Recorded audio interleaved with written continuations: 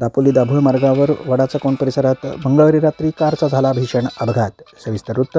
दापोली दाभोळ मार्गावर दाभोळकडून दापोलीकडे येणाऱ्या एका पांढऱ्या रंगाच्या कारवरील चालकाचं नियंत्रण सुटल्यामुळे वडाचा कोंड मणिकांचन बंगल्यासमोरील एका विजेच्या खांबावर ही कार जोरदार आदळली. लगेचच या खांबावरील तारा ह्या तुटून पडल्या आणि खांब कोलमडला. मात्र वीज प्रवाह खंडित झाल्यामुळं आणि सुदैवानं प्रवाशांना कोणतीही दुखापत न झाल्यामुळे मोठा अनर्थ टळला आहे. एकंदरीतच दापोली दाभोळ मार्गावरील वडाचा कोंड येथे मंगळवारी रात्री 10:30 ते 11च्या दरम्यान कारचा अपघात झाल्यामुळे परिसरातही संपूर्णतः काळोखाचं साम्राज्य पसरलं. जीवितहानी झाली नसली तरी कारचं नुकसान झाल्याचं येथील नागरिकांनी माहिती देताना सांगितलं आहे.